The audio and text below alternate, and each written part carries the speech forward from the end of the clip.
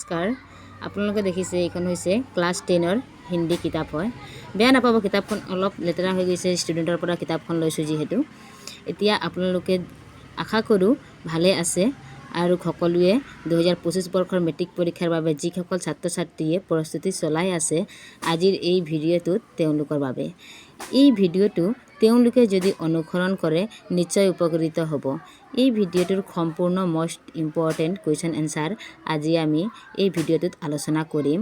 ভিডিঅ'টোত ব্যাকৰণ সহ আমি এই পাঠৰ যিখন পাঠ আমি আলোচনা কৰিম সেই পাঠটোৰ কুৱেশ্যন এনচাৰ সহ আৰু ইয়াৰেই যিখন ব্যাকৰণ আমি শেষত পাওঁ সেই ব্যাকৰণ সহ আমি পাঠটো আলোচনা কৰিম।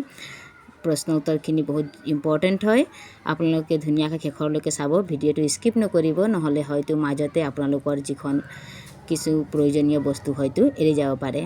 গতিকে আহক আমি দেৰি নকৰি ভিডিঅ'টো আৰম্ভ কৰোঁ। এতিয়া ইয়াতে নিড কি ইট মষ্ট ইম্পৰ্টেণ্ট হয় এই পাঠটো আমাৰ পৰীক্ষাৰ কাৰণে, বিশেষকৈ মেট্ৰিক পৰীক্ষাৰ ছাত্ৰ ছাত্ৰীৰ কাৰণে 2025 বৰ্ষত হ'বলগীয়া তেওঁলোকৰ বাবে নিড কি ইট মষ্ট ইম্পৰ্টেণ্ট হয়। মই এতিয়া লিখি লৈছোঁ। মই ইম্পৰ্টেণ্ট সকলোবোৰ মই কিতাপৰ পৰা দিয়া নাই, কিছু ইম্পৰ্টেণ্টহে লৈ আনিছোঁ, আপোনালোকে চাব পাৰিব। গতিকে আপোনালোকে এইখন ভিডিঅ'টো ধুনীয়াকৈ যদি ছেভ কৰি থয় বা লিখি থয় তেনেহ'লে আপোনালোকে নিশ্চয় ইয়াৰ পৰা মুখস্থ কৰিলে পাব পাৰিব। আহক আমি ভিডিঅ'টো আৰম্ভ কৰোঁ। মই পঢ়ি দি আছোঁ, যদি কিছু বেয়া আপোনালোকৰ যদি কিছুমান মোৰ যদি এটা যদি স্পেলিং যদি ধৰিব নোৱাৰে অসুবিধা হ'ব পাৰে হয়তো, গতিকে মই পঢ়ি দি আছোঁ যিহেতু আপোনালোকৰ কাৰণে সুবিধা হ'ব। কুৱেশ্যন নম্বৰ 1 আৰম্ভ কৰোঁ। लेखक के अनुसार गिरजाघरों के कलश वस्तुतः किनकी शहादत से चमकती है। लेखक के अनुसार गिरजाघरों के कलश वस्तुतः उनकी शहादत से चमकती है जिन्होंने धर्म के प्रचार में अपने को अनाम उत्सर्ग कर दिया। मैं ধুনীয়াকৈ চেপ্টাৰৰ মাজৰ পৰা উলিয়াই লৈ আনিছোঁ, সৰু সৰুকৈ লিখিছোঁ। আপোনালোকে যদি এইখিনি মুখস্থ কৰে আৰু পৰীক্ষাত লিখে ফুল মাৰ্কছ পৰীক্ষকে দিব। কুৱেশ্যন নম্বৰ 2 এতিয়া মনুষ্য সত্য से क्यों भागते हैं। দেখিছেনে আপোনালোকৰ বাবে এইটো 2016 চনত আহিছিলে পেপাৰটো, গতিকে মই এইখন লৈ আনিছোঁ।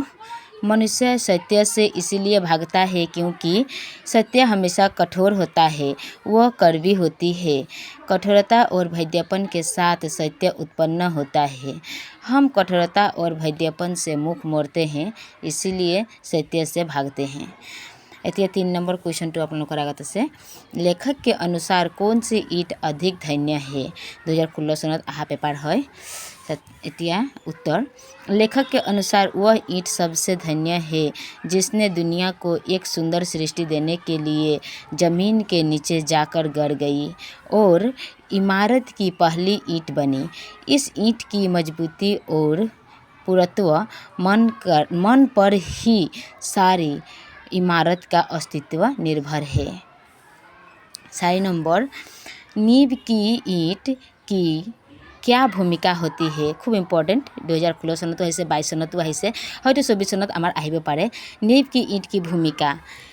नींव की ईंट की भूमिका यह होती है कि यह दुनिया को एक सुंदर सृष्टि दिखाने के लिए ज़मीन के नीचे गड़ जाती है तथा अपना बलिदान देती है।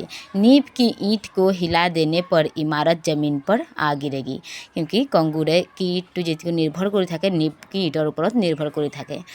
এতিয়া আমি নেক্সট কুৱেশ্যন, ইয়াত আমি 4 নম্বৰলৈকে চালোঁ। এতিয়া নেক্সট কুৱেশ্যন সংক্ষিপ্ত উত্তৰ লগভগ এইটো 50টা শব্দৰ ভিতৰত লিখিব দিছে। এইখন হৈছে मनुष्य सुंदर इमारत के कंगूरे को तो देखा करते हैं पर उसकी नींव की ओर उनका ध्यान नहीं जाती। 2016 চনত আহিছে, 2021 চনত আহিছে।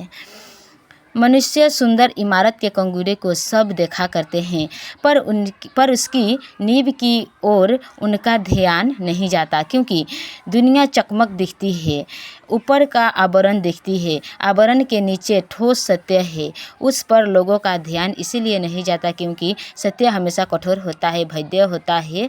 हम कठोरता और भद्यपन से दूर भागते हैं, हम सत्य से भागते हैं तथा नींव की ओर ध्यान नहीं देते। 6 नंबर लेखक के कंगूरे के गीत गाने का बजाय नींव के गीत गाने के लिए क्यों आह्वान किया है। 2016 চনত আহিছে, 2017 চনত আহিছে আৰু 2022 চনত আহিছে। আপোনালোকৰ তাত যদি কুৱেশ্যন পেপাৰ আছে আপোনালোকে মিলাই চাব পাৰিব। उत्तर, नींव की ईंट जमीन में इसलिए गड़ जाती है क्योंकि दुनिया को इमारत मिले, एक सुंदर सृष्टि मिले तथा कंगूरा मिले। वह ईंट सब ईंटों से ज़्यादा पक्की थी। जो ऊपर लगी होती तो कंगूरे की शोभा 100 गुनी कर देती है, लेकिन उसने अपनी बलिदान इसलिए स्वीकार किया ताकि उसके साथियों को स्वच्छ हवा तथा सुनहरी रोशनी मिले। उसने अपना अस्तित्व इसलिए विलीन कर दिया ताकि संसार एक सुंदर सृष्टि देख सके। इसीलिए लेखक ने कंगूरे के गीत गाने के बजाय नींव के गीत गाने के लिए आह्वान किया है। आपलोके এইখন लिखिले सम्पूर्ण नंबर पाबो। क्वेश्चन नंबर 7, लेखक ईसाई धर्म का अमर बनाने का श्रेय किन्हें देना चाहता है। इतना आपलोके देखिसे এইখন এইটো তিনিবাৰ আহিছে আমাৰ পৰত 16 চনত আহিছে, 20 চনত আহিছে আৰু 22 চনত আহিছে। लेखक ने ईसाई धर्म को अमर बनाने का श्रेय उन्हें देना चाहता है जिन्होंने इस धर्म के प्रचार में अपने को अनाम उत्सर्ग कर दिया। और ऐसे शेषत उनमें से कितने जिंदा जलाए गए, कितने सूली पर चढ़ाए गए, कितने जंगली जानवरों के शिकार हुए तथा कितने उससे भी भयानक भूख प्यास के शिकार हुए। उन्हीं के आत्म बलिदान के कारण आज ईसाई धर्म फल फूल रहा है, गिरजाघर के कलश चमकते हैं। इसीलिए लेखक ईसाई धर्म को अमर बनाने का श्रेय उन्हें देना चाहते हैं जिन्होंने नींव की ईंट बनने में अपना सब कुछ न्यौछावर कर दिया। क्वेश्चन नंबर 8, नींव की ईंट का प्रतीकार्थ स्पष्ट करो। 16 सनत আহিছে, 22 सनत আহিছে। एक ধুনীয়াকৈ এইখন এই প্ৰায় প্ৰত্যেকবাৰে আহে ধুনীয়াকৈ। দুইটা আছিলে ইয়াত, कंगूराके ईट आছিলে আৰু नींवके ईट आছিলে। মই এখন লৈ आनिছোঁ, আপোনালোকে এইখন মুখস্থ কৰিলে निश्चय कॉमन पड़िब। समाज का अनाम शहीद जो बिना किसी यश लोभ के समाज के नवनिर्माण हेतु आत्म बलिदान के लिए प्रस्तुत है। उदाहरण स्वरूप ईसाई धर्म आज फल फूल रहा है कारण जिन्होंने इस धर्म के प्रचार में अपने आप को अनाम उत्सर्ग कर दिया। उनमें से कितने जिंदा जलाए गए, कितने सूली पर चढ़ाए गए, कितने वन वन में घूमते समय जंगली जानवरों के शिकार हुए, कितने उससे भी भयानक भूख प्यास के शिकार हुए। आज भले ही उनकी चर्चा कहीं नहीं होती, लेकिन गिरजाघर के कलश उन्हीं बलिदान के कारण चमकते हैं। उसी प्रकार हमारे देश को स्वतंत्रता दिलाने के लिए न जाने कितने लोगों ने अपना जीवन उत्सर्ग किया था। अतः नींव की ईंट उन्हीं लोगों का प्रतिनिधित्व करती है जो समाज तथा देश के निर्माण के लिए अपना बलिदान देता है ताकि समाज का मंगल हो सके, दुनिया एक सुंदर सृष्टि देख सके।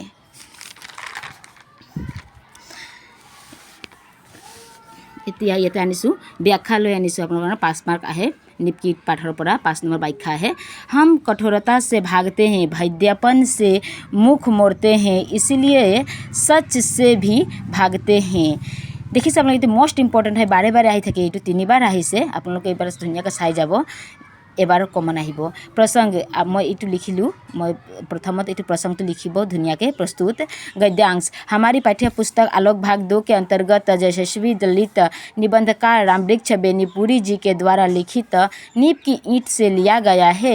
संदर्भ, मनुष्य के सच से भागने की प्रवृत्ति के बारे में कहा गया है।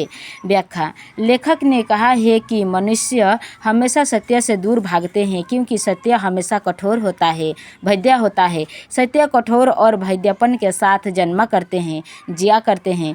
कठोरता और भैद्यपन से हमें घृणा आती है, इससे हम दूर भागते हैं, इसीलिए सत्य हमारी पहुंच से दूर होती है।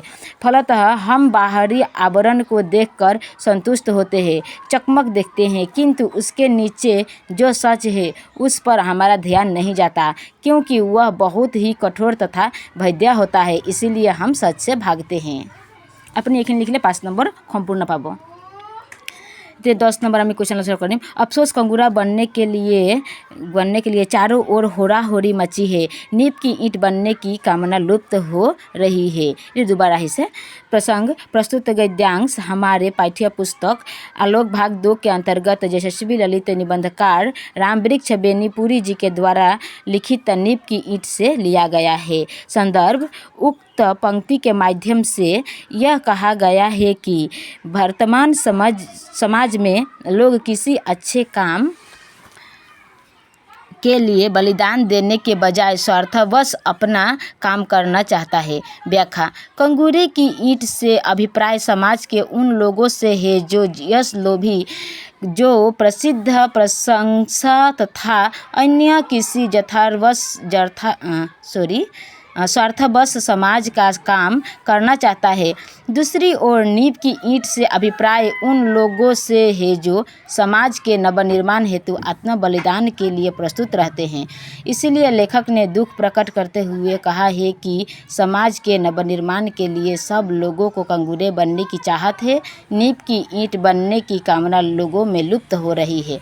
अतः लेखक ने देश के नौजवानों से यह आह्वान किया है कि वे नींव की ईंट बनने की कामना लेकर आगे बढ़े, समाज के नवनिर्माण में चुपचाप अपने को खपा दे।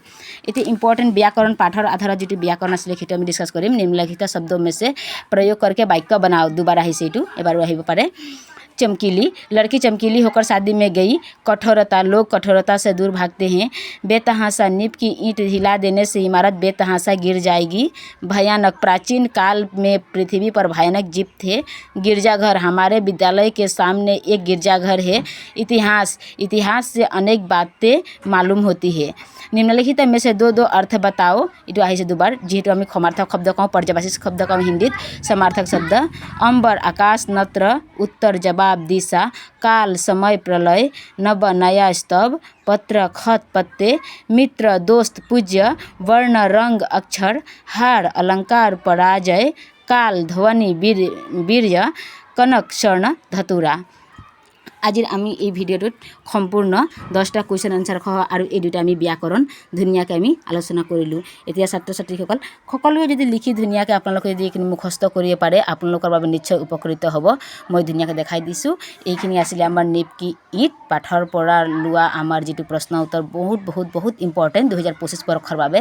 মই আশা কৰোঁ ভিডিঅ'টো আপোনালোকৰ কাৰণে ভাল লাগিছে। যদি ভাল লাগিছে ভিডিঅ'টো লাইক কৰিব, ছাবস্ক্ৰাইব কৰিব মোৰ চেনেলত নতুন থকা কেইজনে, আৰু ধুনীয়াকৈ মোৰ ভিডিঅ'টো মোক কমেণ্টছ কৰি জনাব মোক যে কি লাগে। আপোনালোকৰ যদি নেক্সট পাঠৰ বিষয় লাগে তেনেহ'লে মই নিশ্চয় আপোনালোকৰ কাৰণে আনিবলৈ মই যত্ন ল'ম। ধন্যবাদ। ভিডিঅ'টো শেষৰলৈকে চোৱাৰ বাবে ধন্যবাদ।